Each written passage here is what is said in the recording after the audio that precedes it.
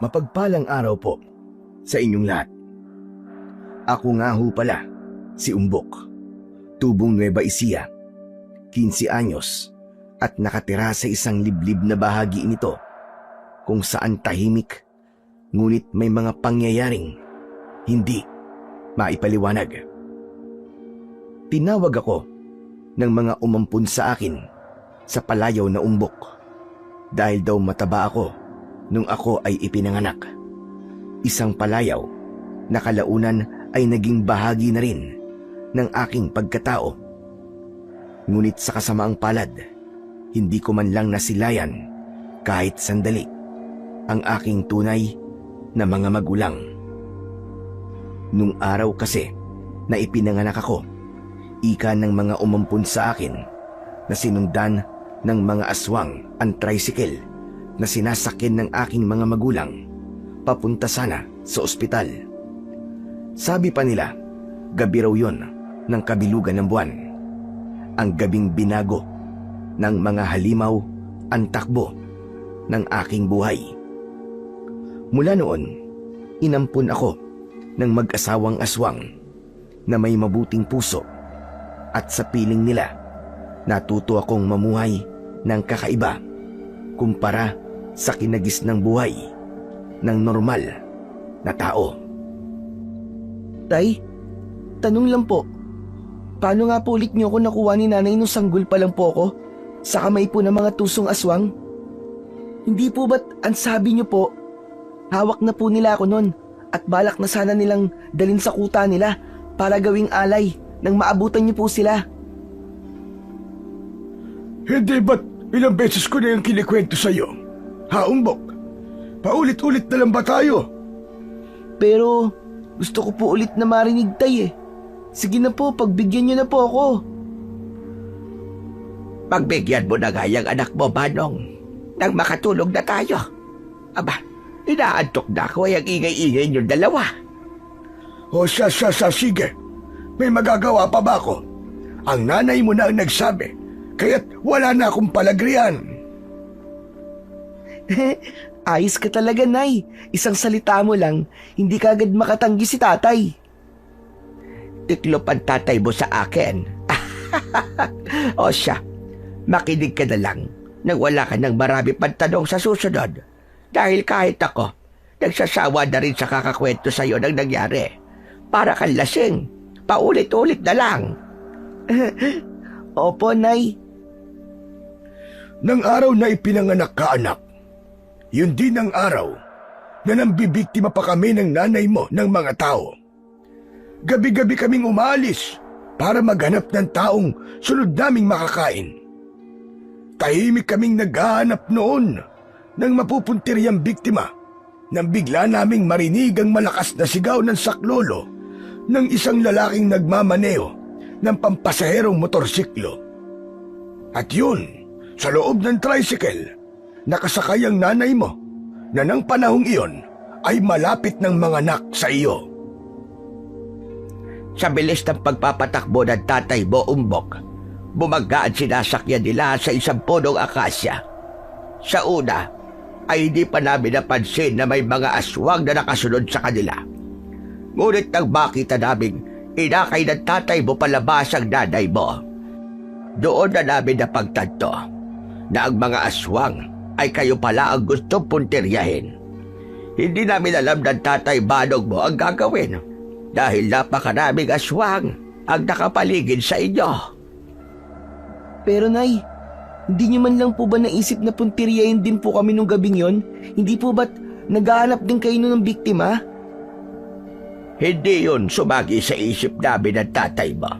Katunayan nga, nang makita namin wala ng buhay ang mga magulang mo, awa ang naramdaman namin, lalo na sa'yo, dahil gustong-gusto naming magkaanak. Kaya naman, kahit pa may mga batas at kasunduan ang aming lahing aswang at may mga panganib laban sa kanila, ginawa namin silang kalabanin ng tatay mo ng gabing iyon. Mailigtas ka lamang. Masama po pala talaga ang mga aswang, no? Sana talaga mawala ng lahat ng aswang sa mundo. Tandaan mo, Umbok, Aswang din kami ng nanay mo. Pero hindi kami tulad ng mga aswang na gustong puminterya sa inyo. Kailanman, hindi sumagi sa isip namin ng nanay mo na kainin ka. Pasensya na po talaga, Tay. Nadala lang po ako sa inis ko sa mga masasama pong aswang. Kaya nga anak, totoo sinabi ng tatay mo. Nang mailigtas ka namin sa mga aswang, alam naming isa kang biyayang ipinagkaloob sa amin. Pero ang masakit, ikaw lang ang nailigtas namin sa kamay ng mga kalahi naming aswang. Ang nanay at tatay mo, huli na, nang abutan namin sila. Pero sigurado ko kung nabubuhay pa sila, mahal na mahal ka rin ng mga iyon, gaya ng pagmamahal namin ng tatay mo sa iyo. Pero Nay, bakit kaya kami ang pinag-interesan ng mga aswang sa dinami-dami ng mga tao? At bakit po ako? Bakit hindi po nila ako pinatay kagad? Samantalang ang mga tunay kong magulang, walang awa po nilang nilapa. Hindi ko alam kung dapat ko ba itong sabihin sa iyo, anak. Kung ito na ba ang tamang panahon para iyong malaman. Dahan-dahang tumitig si nanay kay tatay. Halatang nag-aalangan pa siya. Saglit na katahimikan ang namagitan sa kanila. Bago tumango si tatay. Sige na. Mabuti nang malaman ni Umbok kung saan siya nagmula at kung bakit sila pinuntirya ng gabing yon. Hindi rin naman habang buhay ay mailalayo natin siya sa kapahamakan ng mga masasamang aswang. Teka. Naguguluhan po ako. Ano po yun? Saan po ba ako nagmula? Anak, akin na ang palad mo. Naguguluhan man, inabot ko kay nanay ang palad ko. Mariin niya yung tinitigan. Bago niya ito marahang hinaplos. Kaya hindi kagad nila ikaw pinatay, anak. Dahil gusto ka nila dalhin sa kanilang lugar. Sa tagong lugar ng mga aswang, kung saan ginaganap ang itim na ritual. Iaalay ka nila para mas maging makapagyarihan pa. Ang krus sa palad mo, yan ang sumpang palatandaan. Kapag hindi ka nila naialay sa ritual, ikaw ang magiging katapusan ng lahing itim na aswang. Kaya hanggang gayon, ikaw ang tanging hinahabol nila. Mabilis na umukit sa akin ang pagtataka dahil wala namang marka ng krus sa palad ko. Kahit anong sipat ko, wala talaga. Nahalata yata ni nanay ang pagkalito sa akin, kaya bago pa man ako makapagtanong, mabilis siyang nagsalita. Sa gayon, anak, hindi mo pa nakikita. Dahil hindi pa nasusugatan na ginito ang punyal ang palad mo. Tanging kaming mga aswang lang ang nakakakita. Kaya anak, hanggat maaari sana, mag-ingat ka kahit kanino pa man. Huwag kang magtiwala na basta-basta. Gininto ang punyal po. Anong bagay naman po yun? Ang gininto ang punyal, anak, ang makakapagpalabas ng marka ng krus dyan sa palad mo. Ito ay tagapukaw ng katotohanan. Kapag ginamit ang punyal, lumilitaw ang tunay na anyo ng isang aswang o nilalang. Hindi na sila makakapagtago sa balat ng tao at gaya mo rin. Kapag ginamitan ng gininto ang punyal ang palad mo, lilitaw ang krus na siyang palatandaan na isa kang alay ng mga aswang at makapangyarihang makatatalo sa kanila. Dahil ang gininto ang punyal, ang tanging sandatang may kakayahang pumatay sa aswang ng tuluyan. Kapag sinaksak ito gamit ang gininto ang punyal, hindi na ito mabubuhay muli sapagkat simbolo ito ng liwanag at dugo ng banal. Ginawa ito mula sa ginto ng araw at dugo ng isang banal na nilalang. Tanging may dugong pinili tulad mo, Umbok, ang maaaring humawak nito nang hindi nasusunog ang palad. Paano po? Ang sakit naman po sa ulo nun. Makikita mo lang, anak, ang krus sa palad mo kapag nasugatan ka ng ginito ang punyal Dahil ang dugo ang nagpapakita ng katotohanan. Ang marka ng cross ay nakabaon sa dugo mo, Umbok. Kapag nasugatan ng palad mo at lumabas ang dugo, nagigising ang nakatago kapangyarihan. Sa kalabang din magigising ang sagradong tanda. At dahil sa palad, dito din dumadaloy ang kapalaran. Ang krus na naroon ay tanda ng itinakdang tadhana mo, Umbok, bilang tagapagligtas o tagapagwakas na mga masasamang aswang. Sa palad mo nakasulat ang tadhana ng bawat nilalang ng dilim. Ang krus na yan, anak, ay palatandaan ng itinakda ka. Hindi mo ito makikita hanggat hindi mo tinatanggap ang dugot kapalarang nakaukit sa iyo. Hindi ko pa rin po talaga maintindihan, Nay. Paano po nagkaroon ng krus sa palad ko? Saan ko naman po yun nakuha?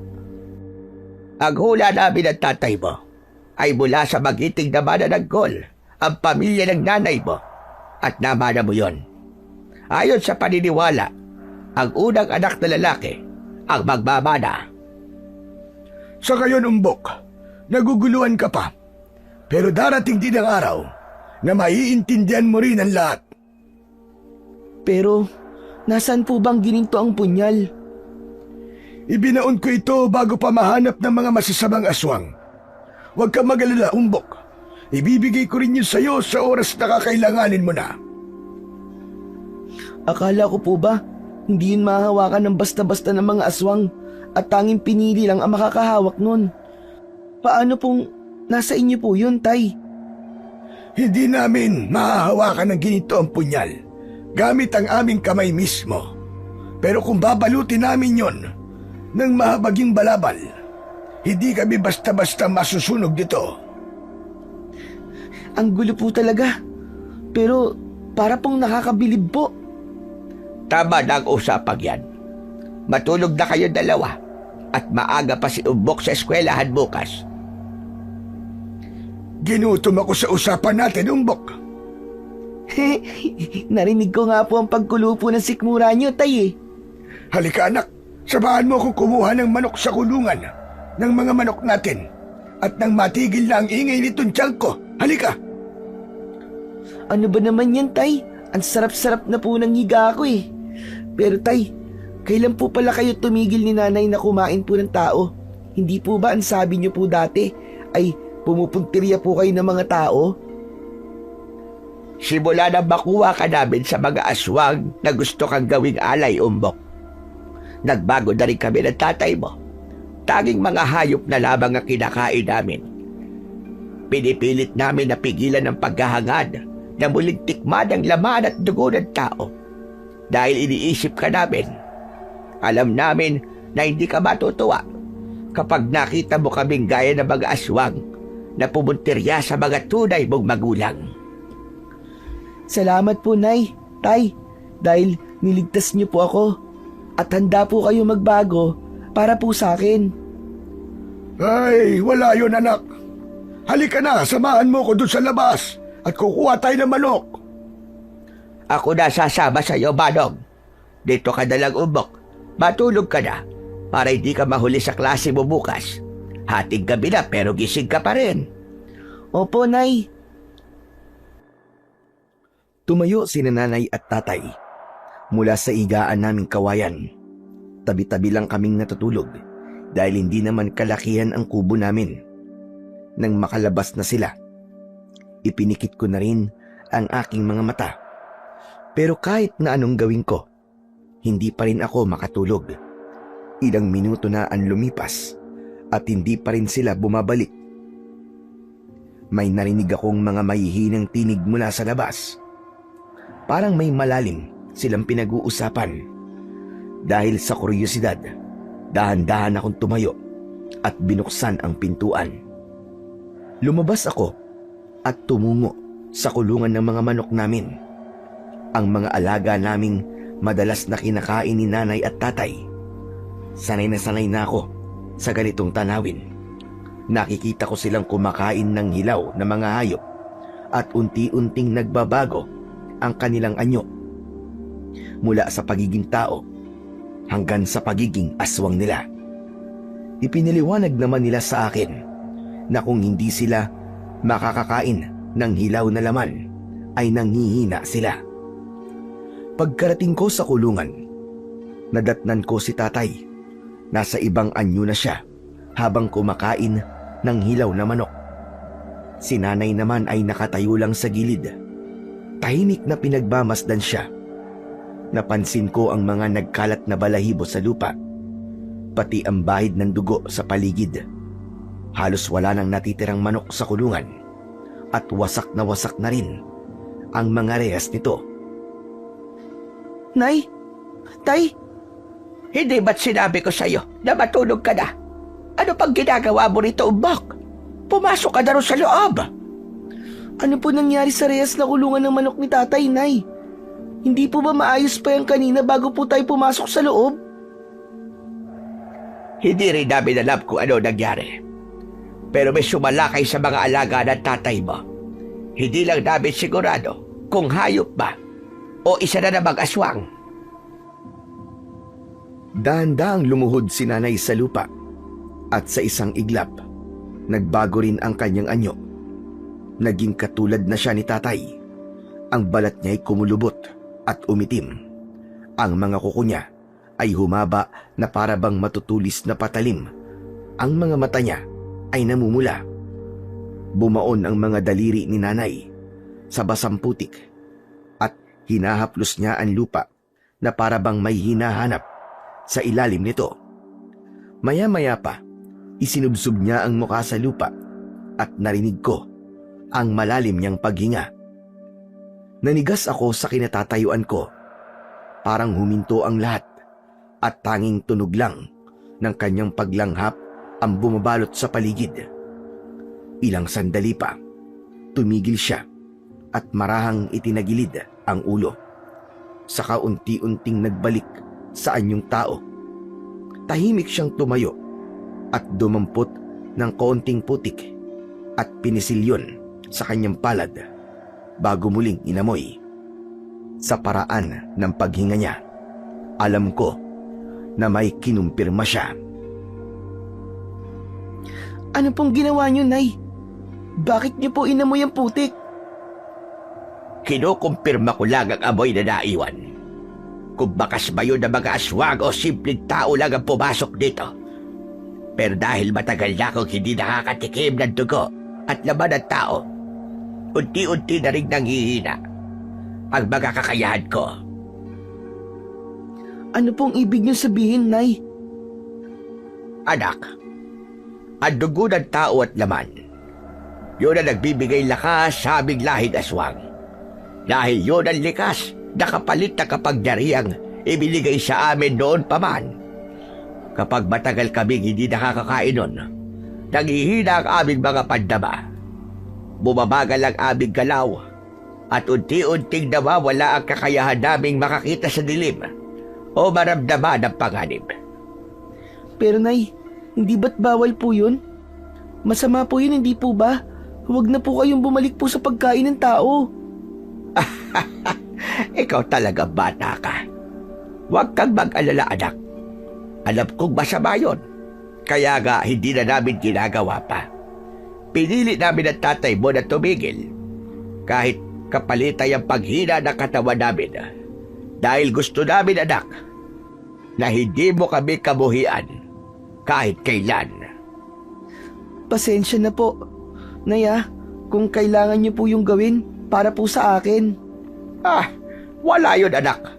Tsaka ginagawa namin yun dahil yun ang alam naming tama. Kaya po pala madalas kayong maputla, Nay. Akala ko po pagod lang po kayo sa pagtatrabaho. Buti po, Nay, di na kayo ulit natutukso ni tatay na tumikim po at kumain ng tao. Sa tuwing nakakaamoy kami ng dugo ng tao, para bang may boses na bumubulong sa amin. Siyempre natutukso rin kami kahit papano at mahirap yung labanan. Pero kapag nakikita ka namin ng tatay mo, aba, nagkakaroon kami ng lakas para pigilan yon. Pero Nay, may naisip ako.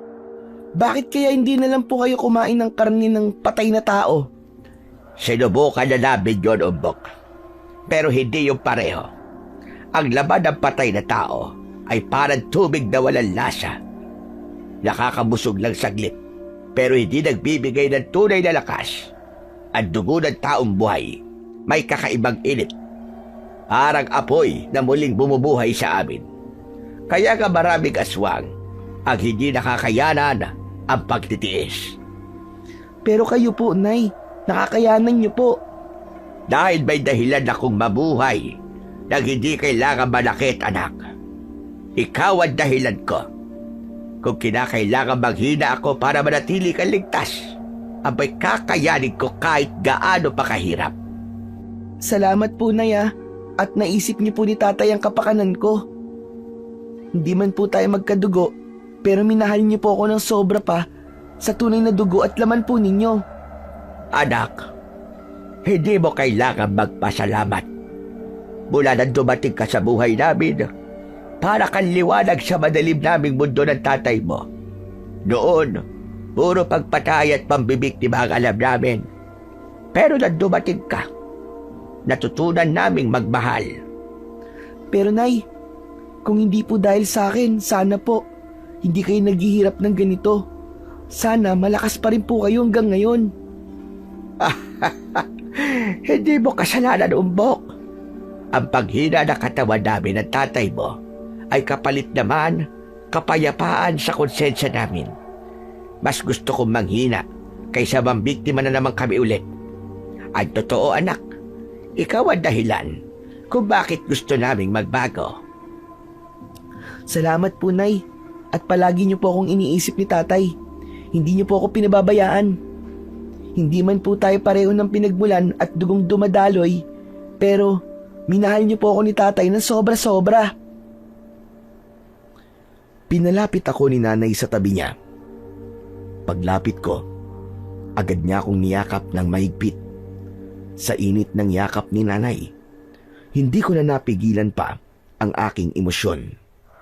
Napaiyak ako, hindi dahil sa takot, kundi dahil sa bigat ng pagmamahal na nararamdaman ko sa sandaling yon.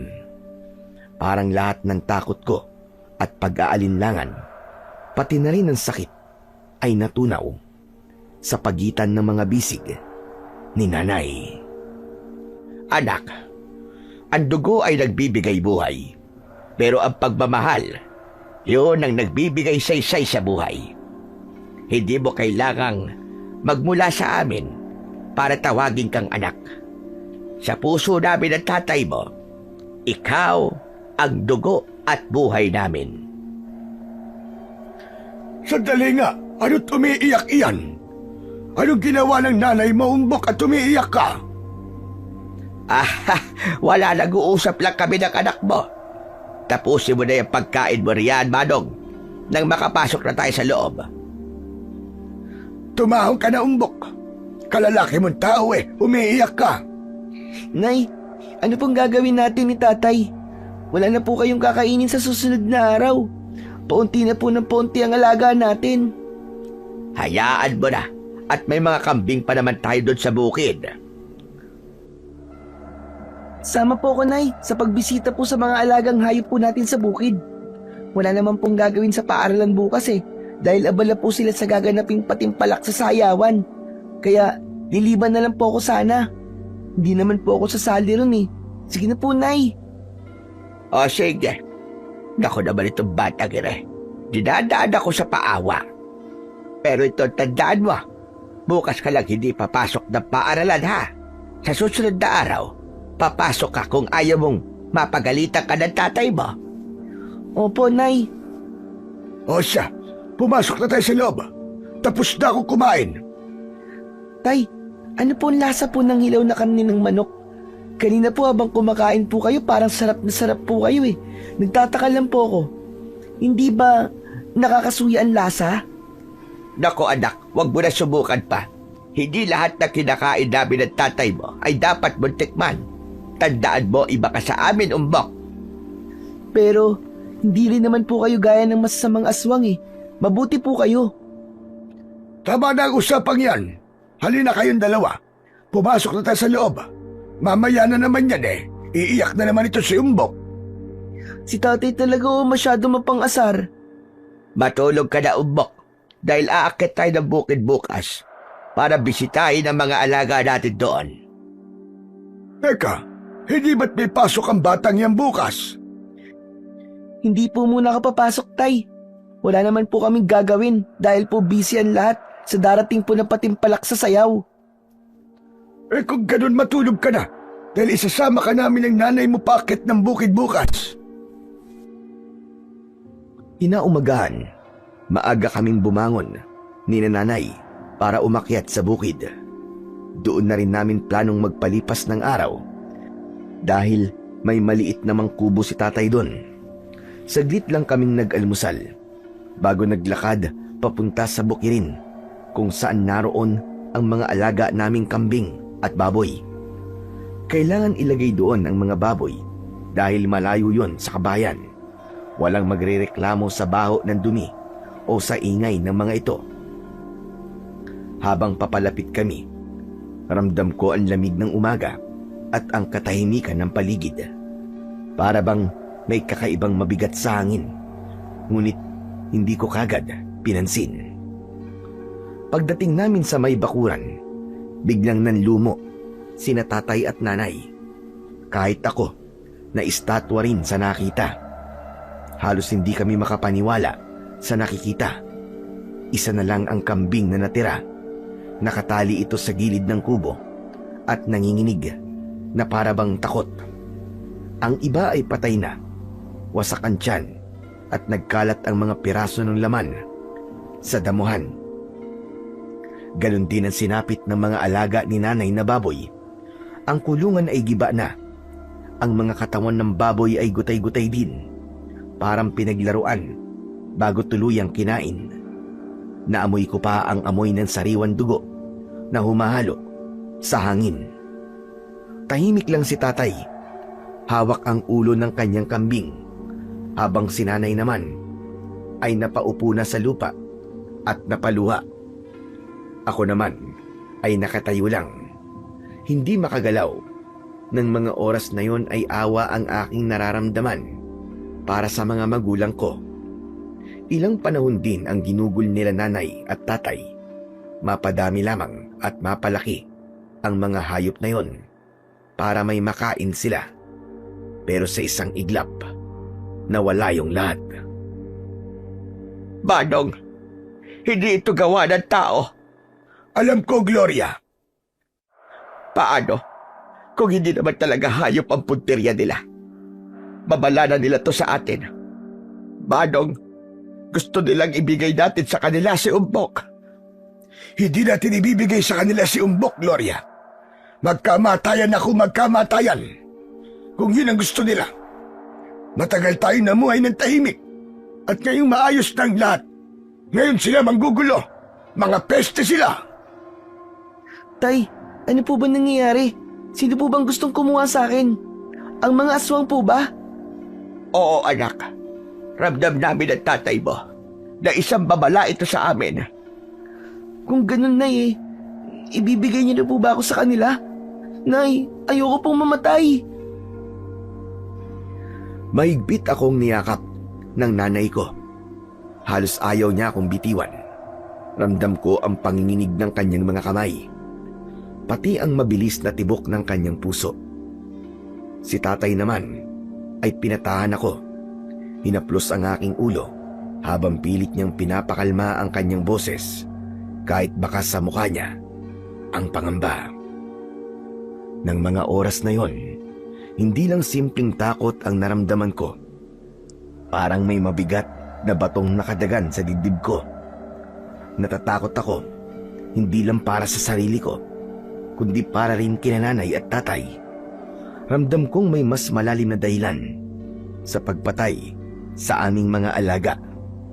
Para bang babala, para bang pinapaalalahanan kami na may nagmamasid sa amin at naghihintay.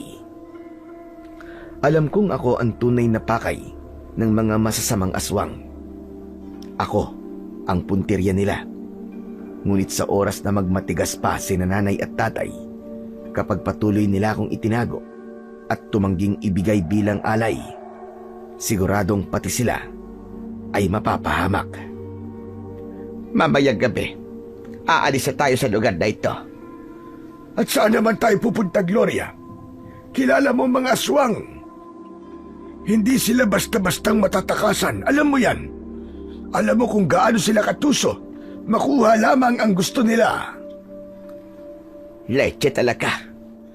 Wala silang pinapalampas. Mga hayop. Hindi tayo aalis sa lugar na ito, Gloria. Lalabanan natin ang mga aswang na gustong kumuha kay Umbok. Paano? Kung mapahamak si Umbok, Manong? Sinisigurado ko sa iyo na hindi ko pababayaan si Umbok kahit na anong mangyari. Gagawa ko ng harang na ritual para wala kagad makapasok na masamang aswang sa atin. 6:00 na ng gabi nang makababa kami ni nanay mula sa bukirin. Madilim na ang paligid at tanging mahinang ilaw mula sa lighter ni tatay ang nagbibigay ng liwanag sa aming daanan. Tahimik lang kami sa paglalakad. Walang nagsasalita habang mahigpit na hawak ni nanay ang kamay ko. Pagdating namin sa bahay, agad kumilos si nanay. Kinuha na niya ang 3 itim na kandila mula sa lumang aparador. Isa-isa niyang sinindihan ang mga ito at marahang inilagay sa likod ng bahay at sa bawat gilid ng pinto at bintana. Tandaan mo, Umbok, kapag nagsimula na ako sa ritual, walang lalabas, walang magbubukas ng pinto, walang dapat magsalita. Bawal maputol o magambala ang ritual na gagawin ko. Opo, Nay. Tahimik kong pinanood si nanay, pero ramdam kong nanginginig ang kanyang mga kamay. Pagkatapos ay dahan-dahan siyang lumapit sa baul na nasa ilalim ng aming hagdan.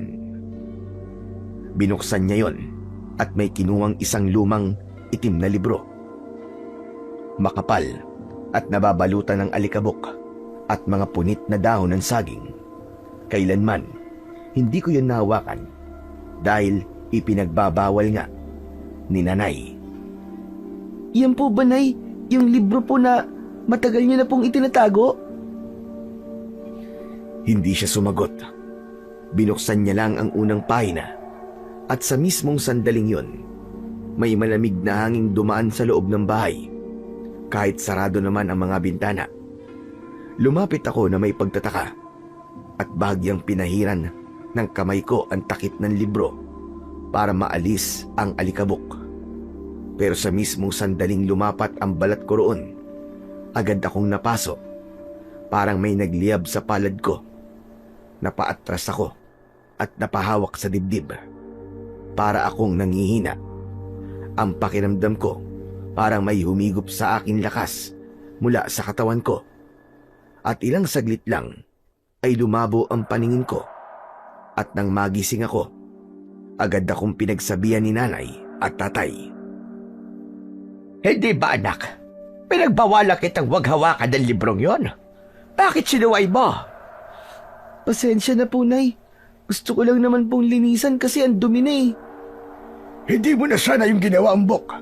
Tignan mo ngayon at nangina ka. Bakit po ba kasi bawal kong hawakan ng librong yun?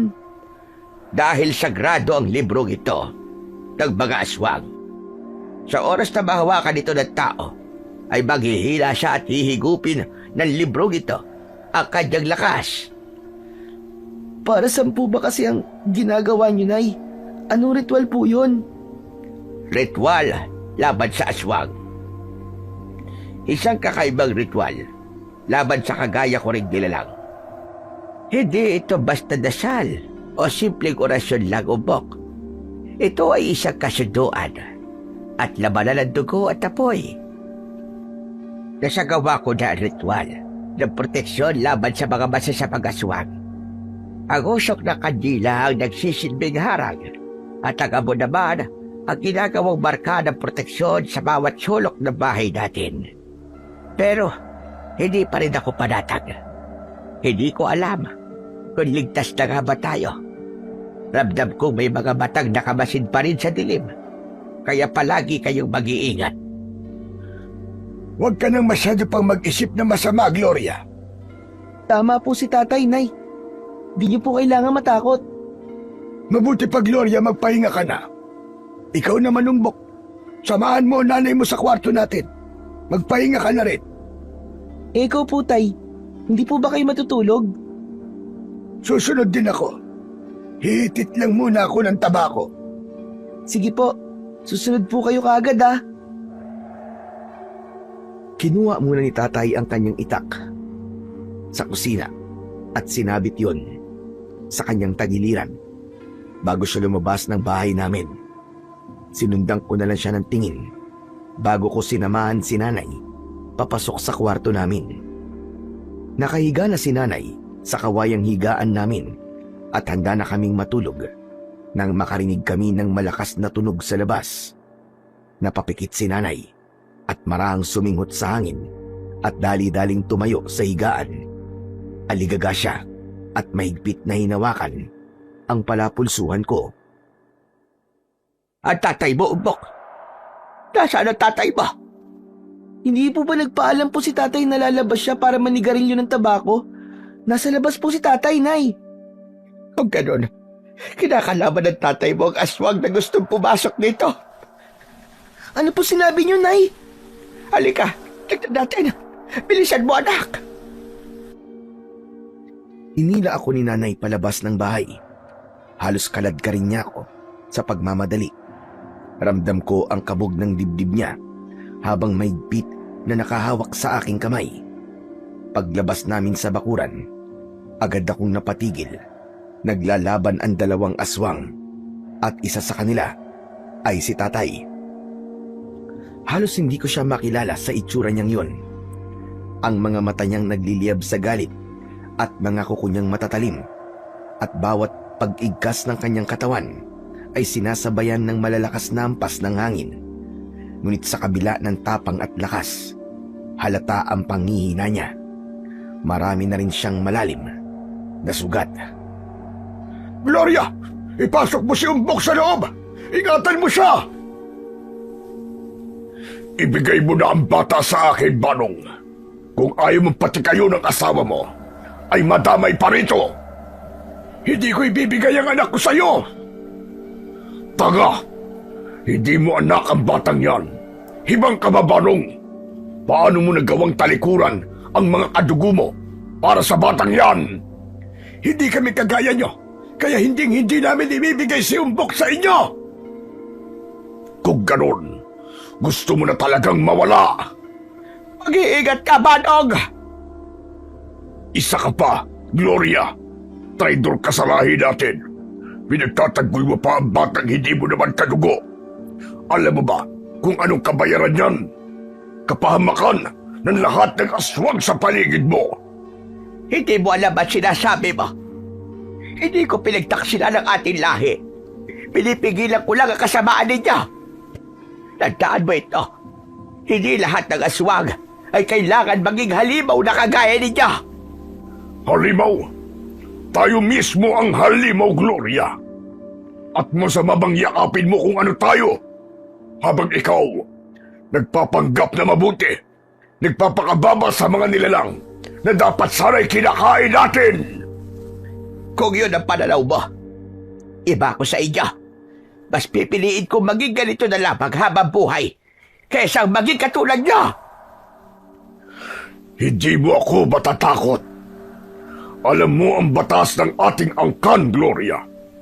Ang dugo ni Umbok na siyang piniling bata ay alay sa ika-6 na kabilugan ng buwan. Ibigay mo sa akin ang batang yan at patatawarin ko kayo ni Banong sa pagtalikod nyo sa ating angkan. Pero kung magmamatigas ka, 3 ko kayong iaalay. Hindi mo siya makukuha. Anak namin si Umbok. Kahit hindi siya galing sa aming laman at dugo, pinili namin siyang alagaan at itinuring na sariling anak. Anak, inisyonada kang talaga, Gloria. Hindi mo ba alam kung sino talaga siya? Ang batang yan, ang pinili mong mahalin, ay siya mismong susi ng ating kapangyarihan. Sa kanyang dugo nakatago ang kakayahang mas magpapalakas pa sa atin. At gusto mong itago yan? Ayaw mo ba ng walang humpay na kapangyarihan, Gloria? Kapag nagawa nating ialay si Umbok, matatapos na ang lahat ng ito. Kaya huwag ka na magmatigas pa, Gloria. Ibigay mo ang bata! Alam ko siya susi. At yun ang dahilan kung bakit namin siya pinoprotektahan. Dahil kung mapapasayo siya, gagamitin mo lamang si Umbok sa iyong kasamaan. Hindi ko hahayaan na gawin mong alay si Umbok para mas maging malakas ka. Hindi mo ko kayang pigilan, Gloria. At kung kailangan mawala kayo para magawa ko yun, ay gagawin ko. Kung ganon, kailangan mo muna daanan ako bago mo siya makuha. Hanggat may hinig ako, hindi mo mahahawakan ni daliri ni Umbok. Hinahamon mo talaga ako. Handa mong itaya ang buhay mo para sa inutil na batang yan. Halika, Gloria. Lumabas ka riyan sa kubo mo na hinarangan mo pa ng ritual. Ganun na ba kalaki ang takot mo sa akin? Hindi ako natatakot sa iyo, Lakan. Gloria, ako na bahala rito. Huwag ka na makialam. Anong kinakatakutan mo, Banong? Na hindi ako kayanin ng asawa mo dahil pulpul at mahina siya? Mahimik ka na, Lakan! Bago pa man muling makapagsalita ang aswang, bigla nitong sinugod ni tatay. Walang pag-aalinlangan at buong lakas niyang sinugod ang halimaw. Isang mabilis na galaw at nagawa niyang masugatan ang leeg ng aswang. Tumalsik ang dugo nitong maitim at malapot na parabang grasa. Ngunit imbis na manghina, mas lalo lamang nagnitnit ang aswang. Ang sugat na yon na dapat sanay indahin ng aswang ay agad na nagsara at gumaling. Kahit magtulungan pa kayo, Balong, hindi mo ko kakayanin. Hindi mo na ako kasing lakas. Kung sana'y hindi kayo ni Gloria tumiwalag sa lahi natin, hindi sana natin kailangan maging ganito. Hindi! Tapos na pag-ahari nyo. Hindi na namin masikmura ang pagiging masamang aswang. Hindi nagpatinag si tatay. Sunod-sunod ang kanyang mga pag-atake, mga suntok at mga pagbaon ng kuko sa balat ng aswang. Ngunit tila walang epekto. Sa bawat tama, ang aswang ay tumatawa lang na parabang nang aasar pa ito kay tatay. Ang mga mata nito ay nagliliyab at ang mga ngipin ay nagmistulang punyal. Ramdam kong napapagod na si tatay. Mabigat na ang kanyang paghinga at ang bawat takbang niya ay nagiging mabagal na rin.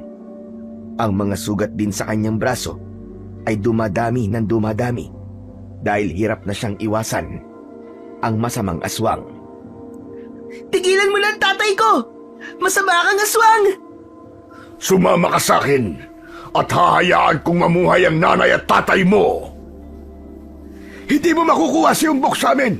Kahit pa mawala ako ngayon, hindi ka makakalapit. Kahit hinliliit ng daliri mo, hindi ko hahayaang lumapat sa balat ng anak ko. Tandaan mo yan, Lakan! Matigas ka na talaga, Banong. Pareho kayo ng asawa mo. Pero ngayong araw, pagbibigyan ko kayo. Huwag ka sanang magpakampante. Dahil babalik pa ako, Banong. Kaya dapat nakapagdesisyon ka na sa lalong madaling panahon. Matapos yun, ay mabilis na nagtatatalon papalayo ang aswang mula sa aming kubo.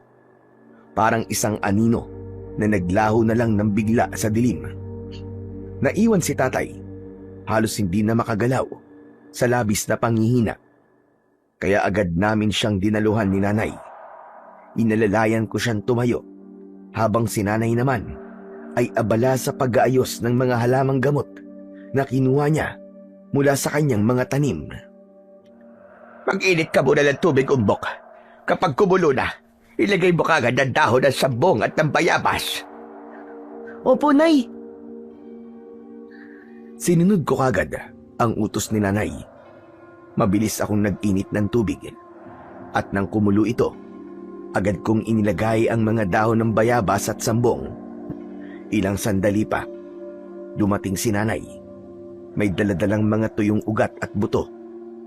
Maraan niyang ibinulong ang ilang katagang hindi ko maintindihan sa hawak niyang mga kasangkapan. Hindi ko sigurado kung isang dasal yon o orasyon. Basta pagkatapos niyang umusal ng mga salita, inihulog na niya sa mainit na tubig ang hawak na buto at tuyong ugat. Umbok, ikuha mo ako ng kumot sa kwarto natin. Bilisan mo, anak. Pansamantala akong umalis para kunin sa kwarto ang kumot na ipinakuha ni nanay. Pagbalik ko, ay agad ko itong iniabot sa kanya. Dahan-dahan niyang pinahiga si tatay at muling bumigkas ng mga salitang tila dasal o orasyon. Mahina lang yon, pero hindi ko mapigilang hindi manindig ang balahibo habang umuusal siya. Pagkatapos ay isinaboy niya sa katawan ni tatay ang mainit na pinaglagaan ng sambong at bayabas. Napasigaw si tatay sa tindi ng sakit. Para bang nagliliyab ang kanyang balat. Ngunit hindi tumigil si nanay. Patuloy siya sa kanyang ginagawa. Pabilis ng pabilis at palakas ng palakas ang tinig niya habang siya ay nag-oorasyon. Habang ako naman, tahimik lamang na nakamasid. Umbok, iho. Balutin mo katawan ng tatay mo gamit ang kumot. Siguraduhin mong balot na balot para hindi lumabas ang orasyong isinaboy ko. Nay, hindi po ba baka malapnos po ang balat ni tatay? Ang init po ng tubig na isinaboy niyo sa balat niya. Huwag ka mag-alala, Umbok. Iba ang balat ng tao sa balat ng aswang.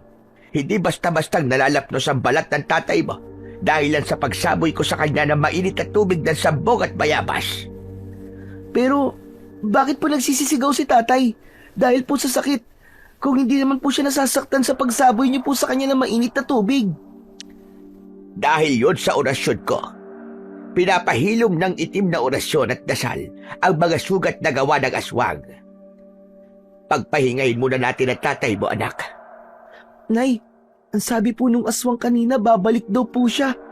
Kung ganun po ba, sasalakayin po nila tayo? Huwag kang matakot, anak. Nandito lang naman kami ng tatay mo. Hindi kami papayag na masaktan kanila.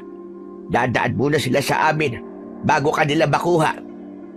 Sige na, matulog ka na, anak. At may pasok ka pa bukas ng umaga. Kayo rin po, Nay, magpahinga na po kayo. Alam ko pong pagod po kayo, Nay. Habang nakahiga ako sa kawayang higaan namin, hindi ko mapigilang mapaisip. Simple lang naman ang hangarin namin nila nanay at tatay.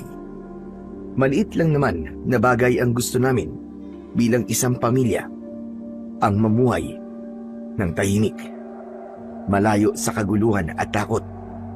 Pero sa bawat gabing tulad nito, pakiramdam ko ay lalo kaming hinahabol ng kapalarang pilit naming iniiwasan. Kung bakit kasi may krus pa ako sa palad na tanda na dapat akong maging alay ng mga aswang. Pati tuloy sila nanay at tatay na dadamay sa kapahamakan na dapat ako lang. Inaako nila ang responsibilidad. Ayoko nang maulit pa ulit ang gaya ng sanggol pa ako. Nawalan na ako ng tunay na mga magulang.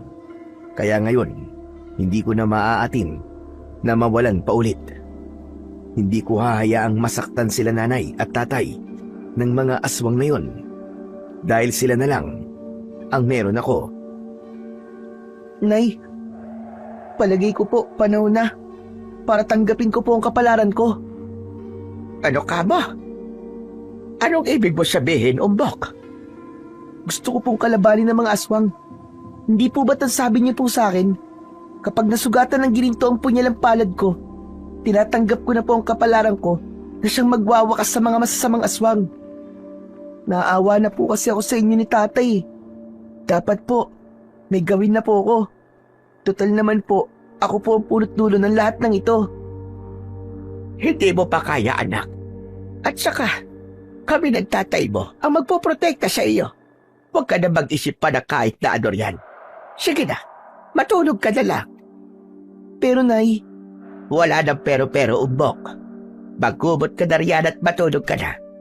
Ayoko nang makakarinig pa ng kahit na ano sa iyo.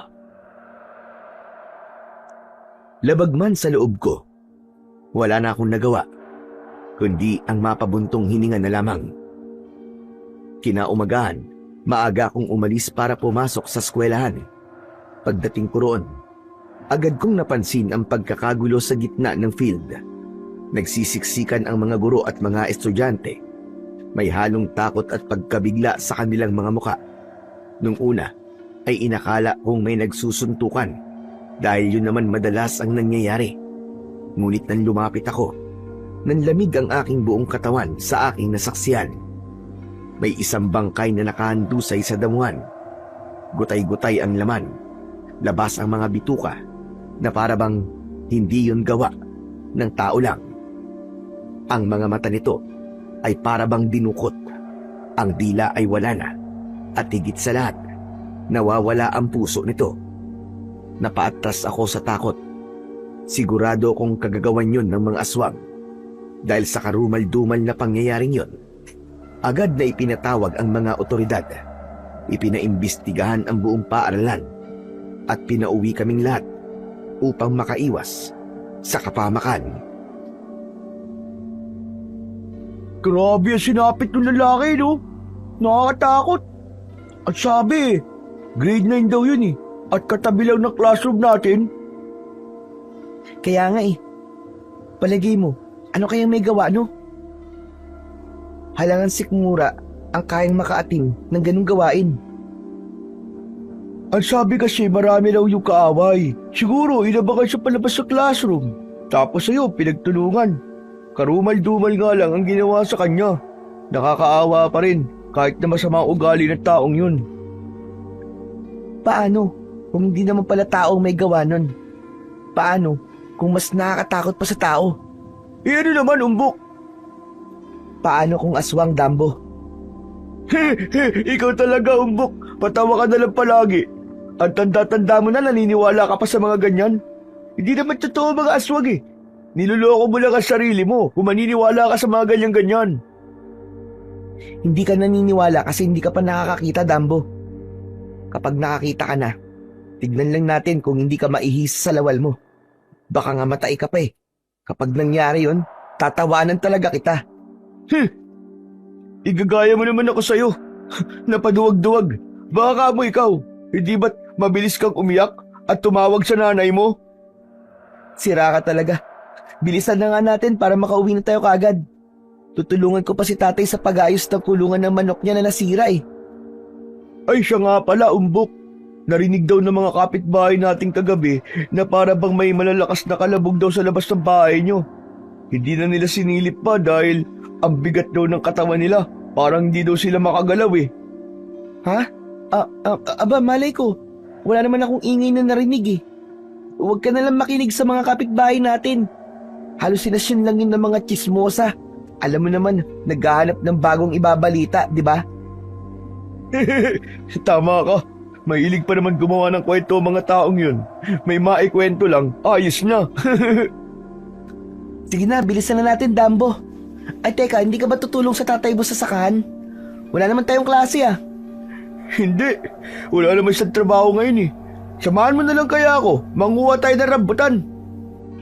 Ha? Saan ba? May taniman ba kayo rito? Oo, may taniman kami. O sige, tara. Ayos lang sa akin. Basta tanim niyo yun ha. Oo naman, taniman namin yun.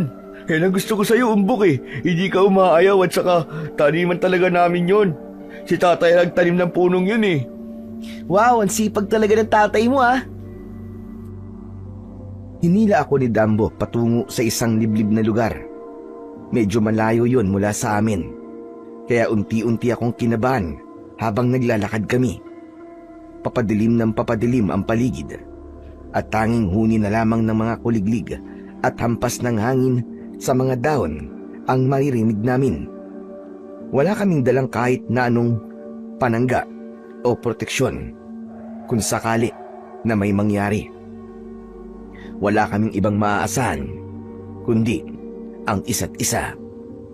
Oh, nandito na tayo. Sigurado ka ba, Dambo? Na inyo tong puno ng rambutan? Mamaya niyan, magnanakaw na pala tayo dito ah. Sige na nga, aamin na ako. Di ko talaga kaya magsinungaling sa'yo.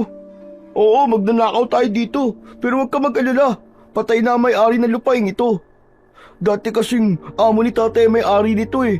Pero bago siya mamatay, ipinamana niya kay tatay ang mga punong rambutan. Sigurado ka ba? Hindi na ba talaga kamali-paniwala ang mukha ko? Pambira ka naman, umbok. Hindi naman. Pero, at sige na nga, ano pa bang hinihintay natin? Sige na, manguha na tayo ng rambutan para makauwi na tayo kaagad. Para hindi tayo gabihin. O sige, maghahanap lang ako ng panungkit. Diyan ka muna, maupo ka lang dyan. Huwag kang aalis ha. Pansamantalang umalis si Dambo. Ngunit ilang minuto na ang lumipas ay hindi pa rin siya bumabalik. Hindi ko maipaliwanag pero bigla akong kinabahan. Parang may malamig na hangin dumampi sa batok ko. Bumilis rin ang tibok ng puso ko. At bago ko pa man mapigilan ang sarili ko, isang malakas na sigaw ang umalingaw-ngaw mula sa di kalayuan. Agad akong tumayo mula sa kinauupuan ko at dali-daling tinahak ang direksyon ng sigaw. Nang makarating ako, nanlaki ang mga mata ko sa nakita. Si Dambo, may hawak na mahabang kahoy. Mariing itinutusok yon sa isang napakalaking aso. Ngunit hindi ito isang karaniwang aso lang. Matatalim ang mga pangil nito. Pulang-pula ang mga mata at ang katawan ay balot ng makapal na balahibo. Anong tinatayo-tayo mo riyan? Tulungan mo ako dito bago pa ako malapanan ng buhalang aso rito! Hindi yan basta't aso lang, Dambo. Isa yang... Ano, umbok? Isa yang aswang! Ngayon ka pa ba nagbibiro ha? Kung kailan nasa bingit na tayo ng kamatayan, siraulo ka talaga no? Hindi ako nagbibiro, Dambo. Ano ka ba? Maniwala ka naman sa akin. Kung ganun, tulungan mo na nga ako rito! Dalihan mo na bago pa ako magkikwento! Humunga ako ng bato at buong lakas ko itong inihagis sa dambuhalang asong tangkan lumapa kay Dambo. Sa pagkakataong yon, mabilis siyang nakaiwas mula sa pagkakadagan ng halimaw. Agad niyang hinawakan ang kawayang nasa tabi at buong puwersang ipinalo yun sa nilalang, habang ako naman ay sunod-sunod na nambabato para mailayo ito sa amin. Nagngangalit ang mga mata ng nilalang, naglalagablab sa galit at kumikislap ang mahahabang pangil na tila ba handang lapain kami anumang sandali. Halos sabay kaming tumakbo ni Dambo, hindi na iniintindi kung saan kami tutungo. Ang tanging mahalaga lang sa amin ng mga sandaling yon ay ang makalayo. Nang maramdaman naming papalapit muli ang halimaw, mabilis kaming umakyat sa pinakamalapit na puno ng akasya. Umbok, natatakot ako! Ngayon pa lang ako nakasagupa ng ganung kalaking aso! Paano na to, Dambo? Paano tayo uuwi? Baka mahuli tayo ng aswang na yun. Dumito na lang kaya muna tayo. Saka na tayo bumaba. Kapag sigurado na tayo na wala na yung aswang. Pero baka hinahanap na ako nila nanay. Papadilim na eh. Siguradong gagabihin tayo dito. Wala ka rin naman pagpipilian, umbok eh. Kung bababa ka ngayon sa punto to, kapahama ka na naghihintay sa'yo. O sige nga, mamili ka. Dalawa lang yan eh. Kung hindi lasog-lasog ang katawan mo makakauwi, eh baka hindi ka na talaga makauwi. Yun na nga nakakainis eh. Pampira. Ikaw naman kasi. Kung hindi mo ako inaya sa lugar na to, sana kanina pa ako nakauwi. Hindi ko naman alam na may ganito palang uri ng hayop sa lugar na ito eh.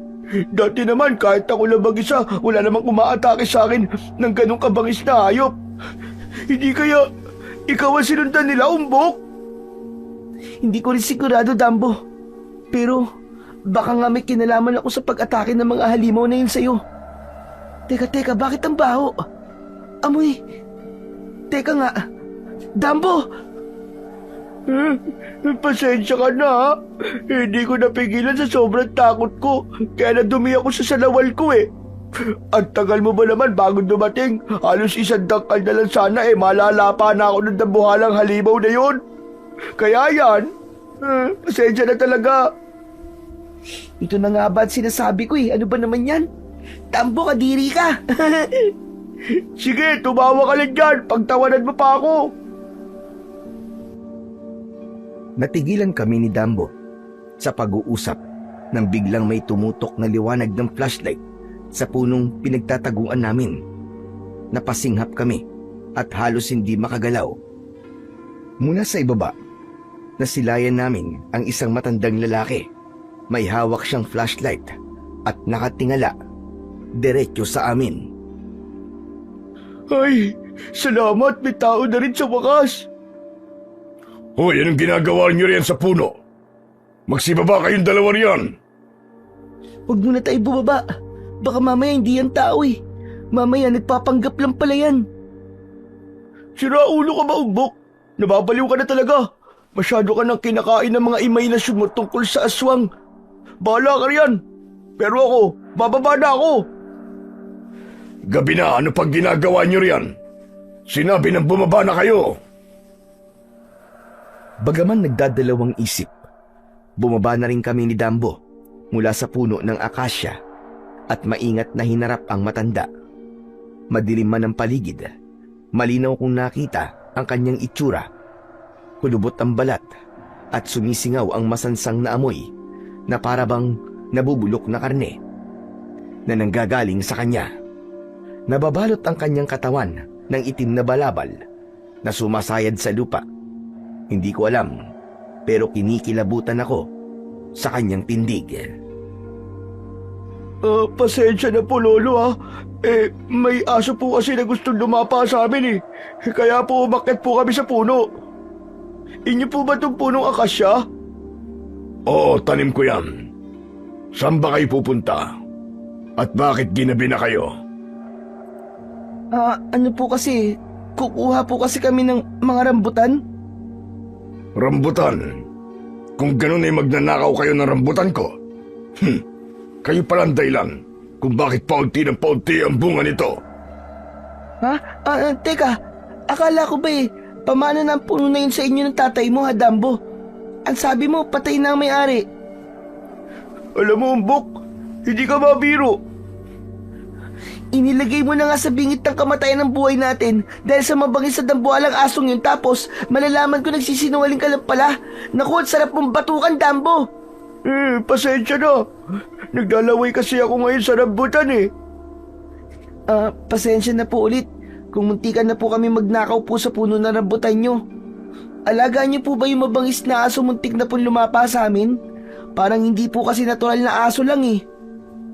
Oo, tama ka. Alaga ko yun. Tagabantay dito. Tulog yun sa umaga at nagigising sa dapit hapon. Kaya pala, ngayon ko lang yun natsambahan. Bakit kaya hindi mo na kayo dumaan sa barong-barong ko? Marami akong nakuwang rambutan. Wala namang kakain nun. Oh, yun naman pala eh. Ang bait niyo naman po. Sige po, hindi na po ako tatanggi dyan. Ano ka ba naman, Dambo? Binalak mo na nga sanang magnakaw ng rambutan tapos ngayon hindi ka talaga tatanggi. Ang kapal naman ng mukha mo. Naku, Umbok. Hindi ka mabubuhay sa iya, no? Dapat sa panahon ngayon, pakapala na ng muka. Kung ayaw mo, mauna ka nang umuwi. Oo na, sasama na ako. Kainis ka naman eh. O, yun naman pala eh. Mapapapilit ka pa. Pero hindi tayo magtatagal ah. Oo na! Tinundan namin ang matanda kahit may kaba sa dibdib. Pumasok siya sa masukal na talahiban at habang naglalakad ay marahan niyang isinaklob ang kanyang itim na balabal sa ulo. Sa bawat takbang, may mga salita siyang mahinang ibinubulong. Ramdam ko ang panlalamig ng paligid. Kinakabahan ako, pero hindi ko na lang pinapahalata. Malayo pa po ba? Huwag kang mag-alala. Malapit na tayo. Huwag ka na nga magreklamo, Umbok. Paano hindi ako magrereklamo?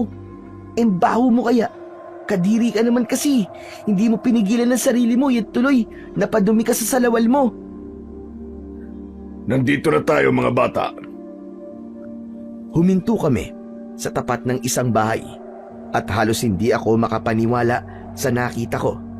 Akala ko'y tulad ng sabi ng matanda ay isang barong-barong lang ang pupuntahan namin. Pero kabaligtaran ang bumungad sa amin. Napakaganda ng bahay niya. Malaki, maaliwalas at para bang gawa sa mamahaling kahoy. Sa kabila ng dilim ng paligid, kumikislap ang mga bintana nito sa liwanag ng lampara. At sa sandaling yon, hindi ko maiwasang magtanong sa sarili ko, bakit nagsinungaling ang matanda? Pumasok na kayo. Huwag kayong mahiya. Pagkatungtong pa lang ng mga paa namin ni Dambo sa loob ng bahay, sabay kaming napaatras. Matapang at nakakasulasok na amoy ang agad naming naamoy. Malansa at parang amoy ng nabubulok na laman. Dumidikit ito sa ilong. Nagkatinginan kami ni Dambo. Kapwa hindi makapagsalita. Pasensya na kayo. Hindi ako nakapaglinis. Wala pong kaso yun. Siya nga po pala. Saan po ba rito ang banyo? Gumilid ka lang. Ang huling pintuan na makikita mo, yun na ang banyo. Sige, salamat po. Hoy, Umbok, samahan mo nga ako. Ano ba naman yan? Pati sa banyo ba naman dapat kasama mo pa ako? Diyan ka lang sa labas. Hintayin mo lang ako. Sige na. Bilisan mo na. Habang nasa banyo pa si Dambo, inilibot ko muna ang aking paningin sa paligid. Tahimik ang buong bahay, pero may kung anong bigat sa hangin na nagpapakaba sa akin. Napansin kong katabi lang ng banyo ang kusina, kaya marahan akong lumapit. Pagpasok ko roon, bahagya akong napatigil. Nakita ko, sa gilid ng dingding ay nakasabit ang napakaraming karne. Iba't iba ang laki, iba't ibang itsura. Ang ilan ay nangingitim na at nilalangaw, habang ang iba naman ay nagsisimula ng mabulok.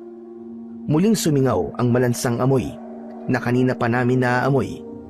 Ngayon ay mas matindi at mas nakakapanindig, balahibo. Nandito ka lang pala sa kusina. Pagpasensyahan mo na masansang na amoy ng karne. Pinapakain ko lang yan sa alaga ko.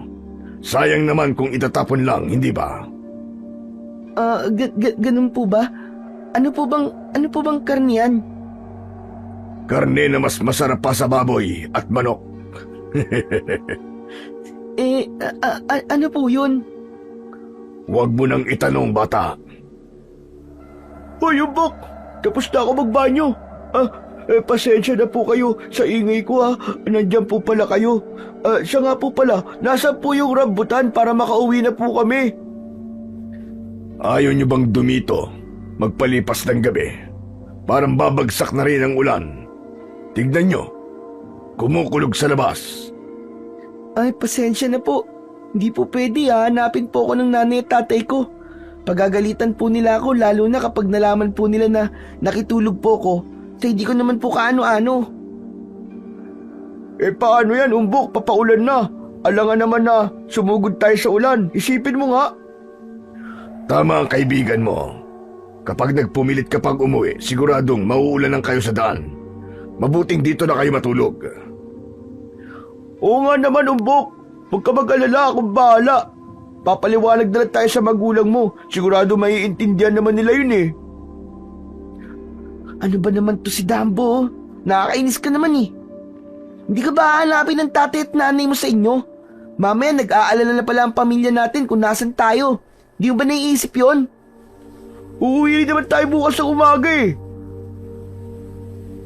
Teka nga, ano bang ikinakabahala mo, Umbok? Walang mangyayaring masama sa inyo rito. Ligtas ka sa lugar ko. Sige po. Mukhang wala naman na po akong pagpipilian pa eh. Kundi ang dumito na lang.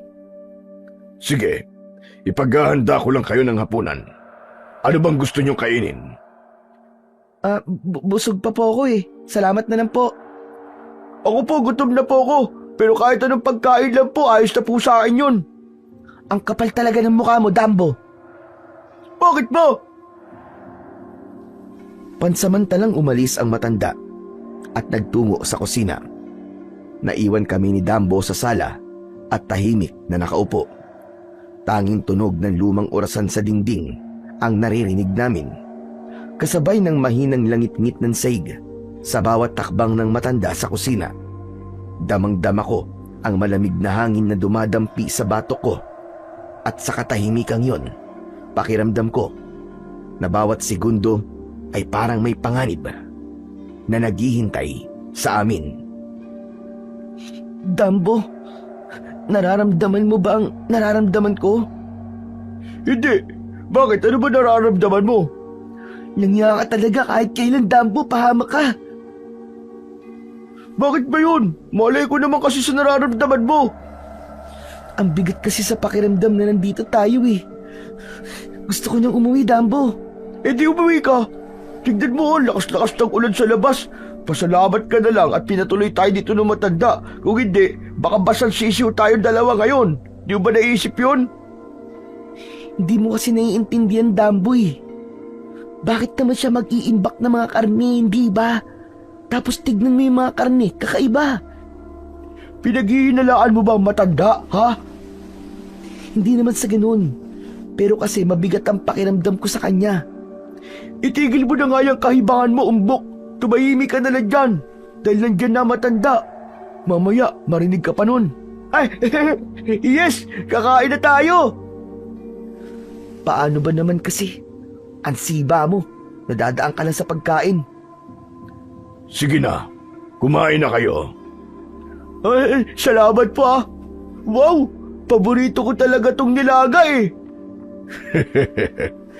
Nakakatuwa naman at nagustuhan mo. Ikaw, Umbok, bakit hindi mo tikman? Masarap yan. Busog pa po talaga ako eh. Tsaka wala po akong ganang kumain. Mapili po kasi sa pagkain niya si Umbok eh. Huwag po kayo mag-alala. Ako po ang uubos sa lahat ng hinain nyo para hindi po masayang. Mabuti naman kung ganun. O siya, matapos nitong si Dambo kumain, pwede na kayo magpahinga. Sa may silid sa kanan, pwede kayo doon. Salamat po ulit. Ang bait-bait niyo po talaga. Pero, wala po ba kayong kasama rito? Wala po ba kayong pamilya? Nasa malayong lugar ang pamilya ko. Hinintay ko lang matapos si Dambo sa pagkain bago kami sabay na tumungo sa silid kung saan kami matutulog. Grabe! Sobrang busog ko talaga. Ang sarap ng nilaga na yun. Natural, inubos mo ba naman lahat ng ulam eh? Parang kulang pa nga sa'yo yung isang platong kanin eh. Ang sarap-sarap ng karne. Kakaiba ang lasa, malinamnam. Malambot. Sobra. Halika na nga, matulog na nga tayo. Para maaga pa tayong makauwi. Baka mamaya, pati sa panaginip mo, pagkain ng naglalaro sa isipan mo ah. Patay gutom ka pa naman. Hoy! Sama-sama mo naman sa akin. Sabay kaming nahiga ni Dambo. Sa malaking higaan, ilang minuto lang ay mahimbing na siyang natutulog. Samantalang ako ay hirap na hirap makatulog. Panay ang balikwas ko. Pilit pinapakalma ang sarili. Ngunit hindi maalis ang kaba sa dibdib ko. Sa hindi ko naman malamang dahilan. Pagsapit ng 2:00 ng madaling araw, isang kalansing ng kaldero ang bumasag sa katahimikan. Dahan-dahan akong bumangon at lumabas ng silid at maingat na sinilip ang kusina. Sa liwanag ng apoy mula sa kalan, nanlaki ang mga mata ko sa aking nakita. Ang matanda, nakatalikod siya at abala sa paghiwa ng isang bangkay ng tao. Sa tabi niya, may malaking kawa na kumukulo at doon niya unti-unting inilalagay ang mga piraso ng laman. Nanigas ako sa kinatatayuan ko. Halos hindi makagalaw. Ramdam ko ang panlalamig ng aking katawan. At sa sandaling yon, isa lang ang pumasok sa isip ko na kami na ang isusunod niya. Dali-dali akong tumakbo papasok sa silid namin ni Dambo at ginising ko siya. Hoy! Hoy, Dambo, gising! Gising, Dambo! Kung ayaw mo maging buto-buto na lang tayo dito! Ano ba naman yan? Ang sarap-sarap ng tulog ng tao, nag-iistorbo ka eh. Dambo, ano ka ba? Nakita ko yung matanda. May hinihiwa siyang bangkay ng tao. Tayo na susunod, Dambo. Kaya bago pa niya tayo maabutan, tumayo ka na riyan. Ano ka ba? Kahit kailan talaga gawa-gawa ka ng kwento eh. Nababaliw ka na naman eh. Kung ayaw mo maniwala, tumayo ka riyan at silipin mo. Huwag ka lang maingay. Tumayo si Dambo, pupungas-pungas pa at tila hindi pa talaga gising. Ngunit nang makita niya ang takot sa mukha ko at marinig ang nanginginig kong boses, mabilis na nawala ang antok niya. Dahan-dahan siyang lumapit sa may pintuan ng kusina at nang silipin niya ang loob nun, agad siyang napaatras.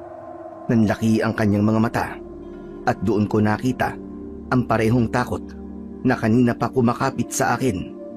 Ngayon, alam na rin niyang totoo ang lahat ng sinabi ko. Diyos ko po, anong gagawin natin, Umbok? Tatakas tayo, Dambo. Paano? Baka mamaya mahuli niya tayo eh. May nakita akong maliit na butas sa silid na tinulugan natin. Doon tayo dadaan.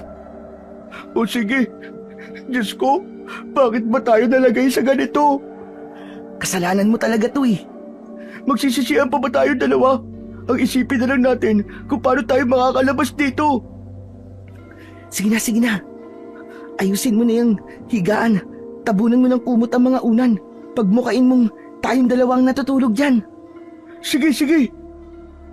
Dadagdagan ko na lang ang laki ng butas na to. Baka hindi ka magkasya eh. Ang laki mo pa naman. Nahiya naman ako sa katawan mo. O halika na.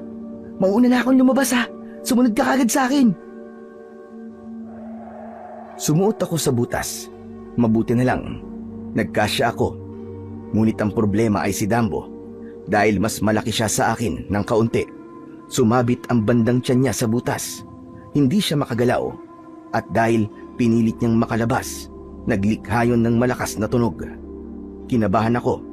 Lalo na nang biglang pumasok ang matanda sa silid namin ni Dambo. Dahil naiwan ang kalahati ng katawan ni Dambo, hinila niya ang bandang paa ni Dambo. Ako naman, hinawakan ko ang kamay ni Dambo at hinila rin ito palabas ng butas. Akala niyo ba matatakasan niyo ko? Hindi. Ikaw, Umbok, gagawin pa kitang alay. At ikaw naman, Dambo, ikaw ang magiging pulutan namin. Maawa po kayo! Aray! Umbokan tiyan ko, naiibig! Tulungan mo ko! Bitiwan mo ang kaibigan ko, aswang ka! Bitiwan mo siya! Anong akala niyo? Maiisahan niyo ko? Hindi yun mangyayari. Akin kayong dalawa. Walang makakauwi ng buhay sa inyo.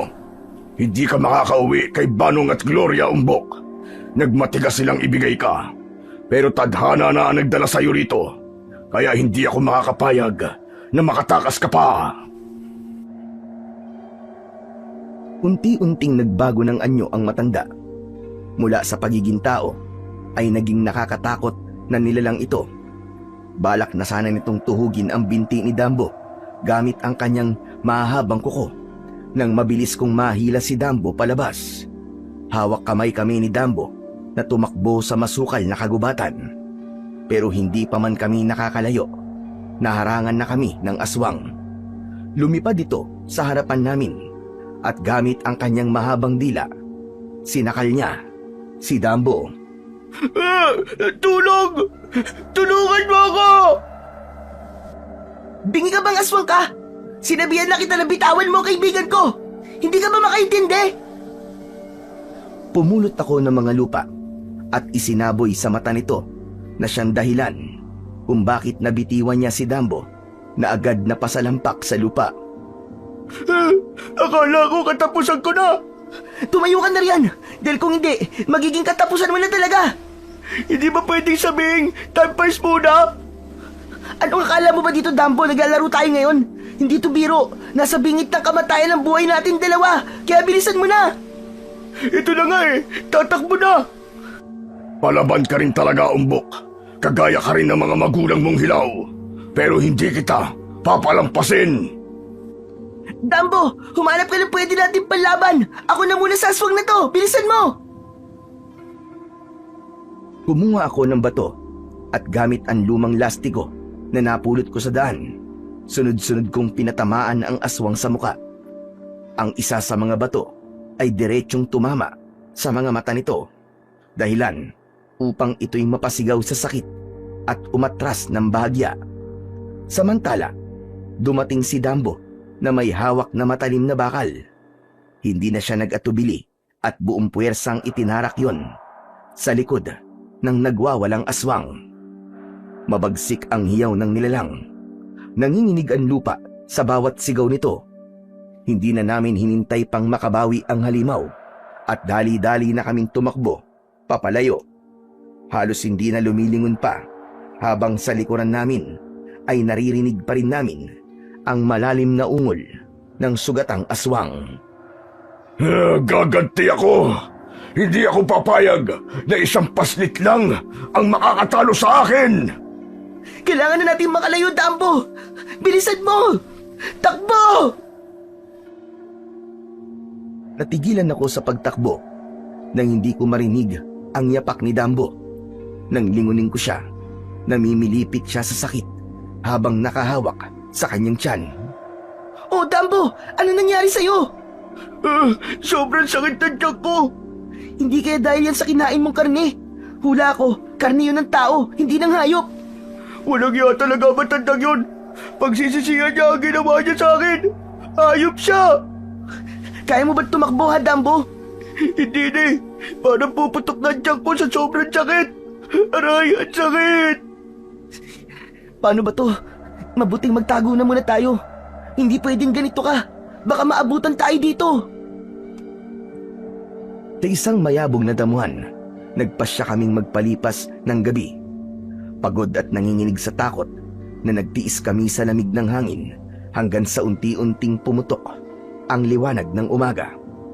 Nang sumikat ang araw, inalalayan ko si Dumbo na nooy inaapoy na ng lagnat at patuloy pa rin ang matinding pananakit ng tiyan. Halata sa mukha ni Dumbo ang panghihina. Bawat hakbang niya'y may kasamang pagdaing. Pagdating namin sa bahay, agad kaming sinalubong ni nanay at tatay. Ngunit nang tulungan nila akong ipasok si Dumbo, bigla naman itong nagsisisigaw, napahandusay sa lupa habang nagkikikisay nang dahil sa labis na sakit. Nasusunog! Aray ko! Nasusunog ang balat ko! Hindi ko na kaya! Sabihin mo nga sa akin, Umbok, saan kayo galing ni Dumbo? At hindi kayo nakauwi kagabi? Nagpalipas po kami ng gabi sa bahay po ng isang matanda. Hindi po namin alam na aswang po to. Binalak niya po kaming patayin ni Dumbo. Buti na lang nga po nakatakas po kami. Pero si Dumbo po kasi, kumain siya ng karne na hinain sa amin. Kaya po siya nagkakaganyan. Kung ganon, sinalina na si Dumbo ng pagiging aswang. Ano po, Nay? Kung ganon, magiging aswang na po ba si Dumbo? Ito na nga ba ang sinasabi ko? Hindi ba't pinaalalahanan ka namin ng nanay mo? Pasensya na po, Tay. Patawarin niyo po ako kung sinuway ko po kayo. Hindi ka kasi nakikinig. Halika nga rito. Sa galit ni tatay, bigla niya akong hinataw ng latigo. Mabilis at malakas ang hagupit. At sa isang iglap ay naramdaman ko ang matinding hapdi sa akin likod. Napasigaw ako sa sakit. Dama ko ang pagkirot ng balat ko na para bang napunit. Pero bago pa niya maihataw ang isa pang palo, agad na umawat si nanay. Hinawakan niya ang braso ni tatay. Pinigilan nito habang nanginginig ang kanyang tinig. Ano ba, Manong? Gusto mo bang patayin ang anak mo? Tinuturuan ko na siya ng leksyon, Gloria. Tignan mo ngayon ang nangyari sa kaibigan mo. Nay, paano na po si Dambo ngayon? Hindi na po ba siya makakabalik sa dati? Magiging aswang na po ba siya habang buhay? Hindi anak, may paraan pa. Kumuha si nanay ng langis at inilagay yun sa isang maliit na bao. Pagkatapos ay dinikdik niya ito kasama ng ilang dahon na hindi ko kilala. Mabaho ang amoy pero tila may kakaibang bisa. Maingat niya itong hinalo hanggang sa maging parang makapal na likido. Saka ipinainom kay Dambo. Ilang saglit pa, biglang nangisay si Dambo. Napatakbo ako sa tabi niya habang si nanay ay nananatiling kalmado. Para bang alam na alam niya na mangyayari yun. Maya-maya pa, tuluyang nawalan ng malay si Dambo. Dali-dali naming sinubukan siyang ipasok muli sa loob ng bahay. At sa gulat ko, hindi na siya nasusunog sa harang na kanina'y tinablan siya. Doon lamang ako nakahinga ng maluwag, pero may bahagyang kaba pa rin na nararamdaman. Dahil alam kong hindi pa tapos ang lahat. Mamayang gabi, isasagawa na namin ng nanay mo ang pagsugat sa palad mo. Tanda na tinatanggap mo ng kapalaran mo at pagpapalabas ng krus na palatandaan na itinakda ka. Patawarin niyo po ako, Tay. Kung naging matigas po ang ulo ko. Patawarin mo rin ako, anak, kung nahataw kita ng latigo. Ikaw kasi, palagi ka naming iniingatan ng nanay mo, pero ikaw, ang tigas-tigas ng ulo mo. 12:00 ng hating gabi, nang naghanda si nanay ng malaking lamesa sa labas ng bahay. Tahimik ang lahat. Tanging hampas ng dahon sa paligid ang maririnig. Pinahiga nila ako sa ibabaw ng lamesa at pinalibutan ng mga pulang kandila. Kinakabahan ako, pero mas nangibabaw sa akin ang kagustuhan na matapos na ang lahat ng ito. Lalo na ang mga aswang na gustong gawin akong alay. Sunod ay tinalian nila ako ng lubid. Ayon kay nanay, hindi yun basta-bastan lubid dahil ito raw ang lubid ng pagbubuklod at lubid ng pag-asa. Habang sinasabi niya yun, ramdam ko ang kakaibang bigat ng mga salita. Para bang may puwersang nagmumula sa mismong hangin. Nang tumingala siya sa kabilugan ng buwan, marahan siyang nagsimulang umusal ng mga salitang hindi ko maintindihan. Nakarinig ako ng mga tunog na para bang mga tambol. Si tatay naman, binalot ng itim na balabal ang kanyang palad at walang alinlangan na sinugatan ang aking kamay. Agad na sumirit ang dugo, ngunit bago pa ako makasigaw, biglang nagliwanag ang aking palad. Isang nakakasilaw na liwanag na parang apoy pero walang init na lumalabas. Patuloy si nanay sa pag-usal hanggang sa unti-unting lumabas mula sa kanyang bibig ang isang maliit na kristal na kumikislap. Sinalo niya ito ng maingat, saka ako tinignan ng diretsyo sa mga mata. Ibuka mo ang bibig mo. Sumunod ako kay nanay. Maingat niyang ipinasok ang kristal sa aking bibig at sa sandaling yon, parang may mainit na bagay na dumaloy pababa sa loob ko mula sa lalamunan hanggang sa pinakaloob ng aking katawan. Napakislot ako sa hapdi, napapiglas sa tindi ng init na parabang sinusunog ang aking buong kalamnan. Ngunit nang humupa ang lahat ng sakit, napalitan naman yon ng isang kakaibang pakiramdam. Para bang may bagong lakas na umusbong sa akin at dumaloy sa dugo ko hanggang sa kahuli-huli ang himaymay ng aking laman. Sa unang pagkakataon, naramdaman kong may gumigising sa loob kong hindi ko pa kailanman nakilala. Maya-maya pa, inabot sa akin ni tatay ang ginintoang punyal na may ngiti sa labi. Ngayon, anak, hindi ka na basta-basta maluloko ng mga aswang na yan. Kaya mo na silang labanan ngayon. Hindi mo na kailangan pang matakot sa kanila dahil kasing lakas mo na rin sila Salamat po, Tatay Banong. Kinalas ni Nanay Gloria ang lubid na nakagapos sa akin at agad nila akong niyakap ni tatay ng mahigpit. Ramdam ko ang panginginig ni nanay. Tinapik niya ako sa balikat bago siya kumalas sa pagkakayakap. Ngunit bago pa siya tuluyang makalayo, bigla naming narinig ang sunod-sunod na alulong mula sa loob ng kagubatan. Nakakapangilabot. Sinundan pa yon ng kaluskos ng mga yapak at tinig na papalapit ng papalapit. Nagkatinginan kami ni nanay at tatay. Alam namin, hindi yun basta mga hayop lang. Ramdam ko na paparating na naman ang mga nilalang ng kadiliman. Ngayon, maniningil na ako sa inyo! At anong akala mong aswang ka? Matatakot mo kami ng basta-basta lang? Hindi bagang buntot namin! Huwag kang pakampante, paslit. Dahil sisiguraduhin ko na walang matitira sa inyong lahat. Kung ganon, ano pang iniintay mo? Magtuos na tayo! Tahimik ang paligid habang nakatayo si Lakan. Sa harap namin, para bang nilamon ng dilim ang kanyang nakakatakot na anyo. Ramdam ko ang tensyon sa pagitan naming lahat. Pakiramdam ko ng mga oras na yon, kahit ang mga daon ay natatakot gumalaw. Sinisigurado kong ang huling halakhak na maririnig ay ang boses ko. Tignan natin kung makakahalaka ka pa, kung maging abo ka na lang! Pagkasabi ko nun, sabay kaming gumalaw. Mabilis sila kanlila, para siyang anino na biglang lumitaw sa harapan ko. Umilag ako sa unang hampas niya at naramdaman ko ang hangin na dumaan sa pisngi ko.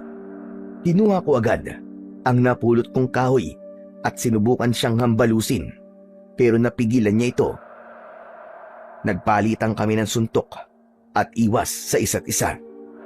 Ramdam ko ang sakit sa braso ko sa bawat tama, pero hindi ako umatras. Naririnig ko sa likod ang tinig ni nanay at Dambo, pero nakatutok lang ako sa kalaban. Muli siyang umalulong ng malakas at sunod nito, naglabasan ang mas marami pang aswang.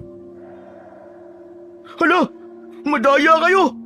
4 lang kami, pero ang dami nyo! Tuso ka, Limaw! Napakatuso mo! Hindi ka patas lumaban!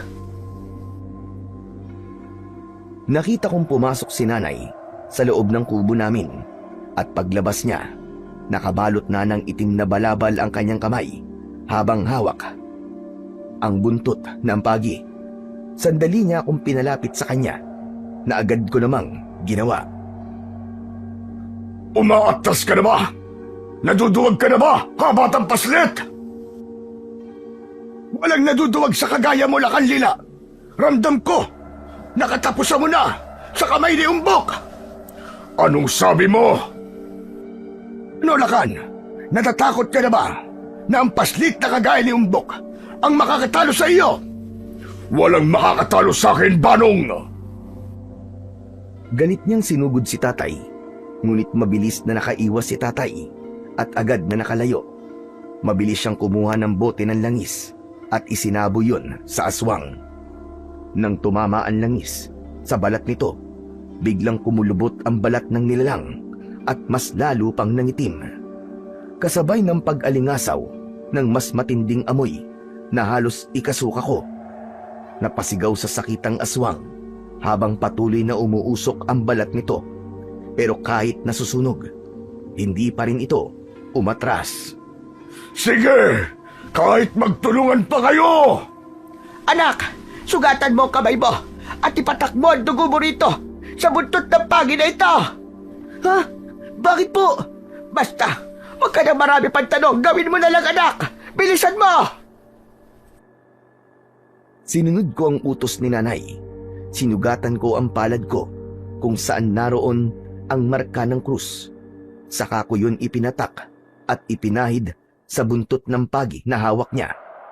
Ibinigay ni nanay kay Dambo ang buntot ng pagi at ibinalot niya ito ng balabal. Hindi ka kagad masusugatan, Dambo, dahil sa balabal. At ang buntot ng pagi na yan ay may dugong makapangyarihan mula kay Umbok. Kaya isang hampas mo lamang sa mga aswang, siguradong iindahin na nila. Sige po, Aling Gloria. Umbok, mag-iingat ka kay Lakanlila. Huwag mong maliitin ang kakayahan niya dahil malakas siyang aswang. Siya ang pinuno ng lahat. Wala akong pakialam. Kahit siya pa po ang pinakamalakas sa lahat ng aswang, tatalunin po natin siya para sa kaligtasan ng lahat at kapayapaan. Nasa loob ng katawan mo, mutya ng aswang, anak. Nakakapagbigay yun ng liksi at lakas sa'yo. At sa oras na itarak mo na sa kanya ang ginito ang punyal, siguraduhin mong diretso ito sa kanyang puso. Opo, Nay. Kayo na po ang bahala sa iba pang mga aswang. Ako na pong bahala sa pinunong ito. Tumakbo ako papalapit kay tatay na noon ay nakikipaglaban na kay Lakanlila na pinuno ng mga aswang. Nasaan yung aswang na rin noon si tatay, kaya bahagyang natigilan si Dambo sa gulat. Ngunit hindi siya nagpatinag, lalo pa siyang lumaban. Buong lakas niyang hinampas ng buntot ng pagi ang mga aswang na lumalapit. Habang si tatay naman ay patuloy na nakikipagsagupaan kay Lakanlila.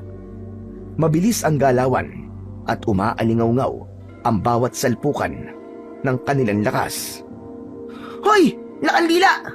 Ako ang kalabanin mo at huwag si tatay! Hindi ba ako naman talaga ang pinunta mo rito? Maglaban na tayo! Tapusin na natin to! Masyado kang nagpapakasaya porkit nasa iyo ang mutya ng aswang. Akala mo ba hindi ka na matatalo? Anak, labanan mo sila Kanlila. Kami nang bahala sa iba pang mga aswang. Mabilis akong umatras nang biglang sumugod sa akin si Lakanlila. Para siyang kidlat sa bilis. Ramdam na ramdam ko ang malakas na ihip ng hangin kasabay ng pagaspas ng kanyang matatalim na pakpak. Agad kong iniwasan ang hampas niya gamit ang kanyang mahabang kuko. Pero sumunod pa ang isa pa. Mas mabilis kaysa sa nauna at mas mabigat. Napaatras ako at halos matumba na sa lupa. Humigpit ang hawak ko sa aking dibdib. Ramdam kong umiinit ito. Parang tumutugon sa galit ni Lakanlila ang mutya sa aking katawan. Hindi! Hindi ako susuko! Lalaban ako hanggang sa kamatayan! Sigaw ko, sabay suntok sa kanya gamit ang lakas na hindi ko alam kung saan nanggagaling. Tumama ang kamao ko sa kanyang tiyan at saglit siyang umatras.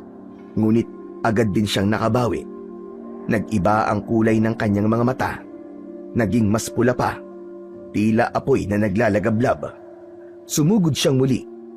Mas marahas, mas mabangis. Habang ako naman ay pilit na iniiwasan ang bawat pag-atake niya. Sa bawat paglapit niya sa akin, ramdam ko ang bigat ng kanyang galaw. Pero ramdam ko rin ang tibok ng mutya na parang tinuturuan ako kung paano lumaban. O ano, batang paslit? Umaatras ka na! Nagkakamali ka! Wala nang atrasan to, Lakanlila! Dito na matatapos ang kasamaan mo! Habang naglalaban kami ni Lakanlila, sa gilid ng aking mata ay nasilayang ko sila nanay at tatay, pati na rin si Dambo. Nakikipagpambunurin sila sa iba pang mga aswang. Malalakas ang mga ito, mabilis gumalaw, matatalas ang mga kuko, at para bang hindi nasasaktan. Pero hindi rin nagpapatalo sina nanay. Kita ko kung paano niya hinahampas ang bote ng langis na may dasal, habang si tatay naman ay gamit ang lakas ng kanyang anyong aswang para protektahan kami, at si Dambo naman hinahataw ng buntot ng pagi ang mga aswang na lumalapit sa kanya at gusto siyang lantakan. Habang patuloy akong nakikipagsagupaan kay Lakanlila, naririnig ko ang kalabog ng bawat suntok. ang sigaw ng mga aswang at ang tunog ng mga nasusunog na dahon gawa ng apoy na nagmumula sa mga kandilang nakapaligid. Ramdam na ramdam ko ang takot, pero mas malakas ang pagdanais kong tapusin na ang laban. Lahat kami lumalaban para mabuhay, para matapos na ang dilubyong yon. Tumama ang isa kong suntok sa tagiliran ni Lakan at napaatras siya ng kaunti. Yan lang ba ang kaya mo? Hindi pa ako tapos! Bigla siyang sumugod ulit. Tinamaan ako sa dibdib at napaatras din ako ng bagya. Napasalampak ako sa lupa, pero agad din akong bumawi. Kumuha ako ng bato sa lupa at inihagis sa kanya. Tumama naman yun sa pisngi niya. Napatigil siya saglit, sapat para makalapit ako at itarak ang ginintoang punyal sa kanyang balikat. Sumigaw siya sa sakit, sabay ang pagliwanag ng mga mata niya. Parang may apoy na kumawala mula sa loob nito. Napaatras ako, pero nakita kong humina siya. Lumuhod sila kanlila habang unti-unting nagdidilim ang paligid. Hingal na ako ng mga sandaling yon. Nanginginig ang kamay ko, pero hindi ko tinanggal ang tingin sa kanya. Ilang sandali pa, tuluyan na siyang bumagsak sa lupa habang habol ang hininga. Muli akong lumapit at binunot ang ginintoang punyal sa kanyang balikat at itinarak ito sa kanyang dibdib, diretso sa kanyang puso. Isang malalim na hininga ang pinakawalan nila kanlila hanggang sa naging abo na ito. Kasabay ng pagiging abo niya ang pagpatay ng mga kandila sa paligid. Hindi ako makapaniwala na tapos na. Naririnig ko pa rin ang malalakas na tibok ng puso ko. Lumapit si nanay at niyakap ako. Ang ibang mga nangihinang aswang ay tumakbo palayo sa kagubatan nang makita nilang natalo na ang kanilang pinuno na sila Kanlila, ang kanilang pinakamalakas na aswang. Tapos na, anak. Tapos na. Malaya na tayo. Huminga ako ng malalim. Oo, tapos na. Pero alam kong hindi pa rito natatapos ang laban sa iba pang mga aswang. Tapos na! Ang galing natin! Mabuhay si Umbok! Mabuhay ang kaibigan ko! Salamat po sa inyo. Kundi po dahil sa inyo, ay hindi ko po sila mapupuksa. Salamat, Nay. Dahil pinrotektahan niyo po ako laban sa mga aswang. At sa'yo, Tol Dambo, salamat din. Dahil kahit minsan, wala kang kwenta. Pero ngayon, nagawa mo kaming tulungan. Salamat, Tol. Siyempre, ikaw pa ba? Pero nabigla ako ha. Aswang po pala kayo, Aling Gloria at Mambanong. Di ko alam yun ah. Pero Dambo, hindi kami masamang aswang. Hayop lang ang kinakain namin. Dambo, pwede bang wala kang pagsasabihan nito? Bilang kaibigan ko, pinagkakatiwalaan kita. Makakaasa kayo sa akin. Takot ko lang na gawin yun. Baka mamaya gawin niyo pa akong panghimagas eh. Hindi, biro lang. Alam ko naman pong mabuti kayo at may busilak po kayong puso. At kung hindi rin po dahil sa inyo, baka aswang na po ako ngayon. Baka isa na rin po ako sa kalaban ninyo. O sige na. Pumasok na tayo sa loob. Bukas ng umaga ay maghahanda ako ng konting salo-salo. Ayos! Magandang ideya po yan, Mambanong! Basta talaga sa pagkain, wala kang pinapalampas, kaya ka napapahamak eh.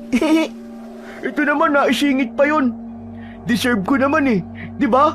Kasi tumulong ako sa inyo sa pakikipaglaban. Oo na, Dambo. Bukas, pupunuin namin ang pinggan mo. Bago kami pumasok sa loob ng kubo, niyakap ko si nanay at tatay ng maigpit. Ramdam ko ang init ng yakap nila. Ang yakap na punong-puno ng pagmamahal at pag-aalaga. Malaki ang pasasalamat ko sa kanila dahil kung hindi dahil sa kanila, baka hindi ako natutong maging matapang. Hindi ko rin mararanasan kung paano mahalin ang totoo kahit hindi magkadugo. Habang nakapikit ako, naisip ko na kung may isang bagay man akong dadalhin habang buhay, yun ay ang aral na itinatak nila sa isipan ko na ang tunay na pagmamahal ay hindi nasusukat sa dugo o laman, kundi sa puso at sa kabutihang handang ipaglaban ang isa't isa sa ngalan ng pag-ibig at katarungan.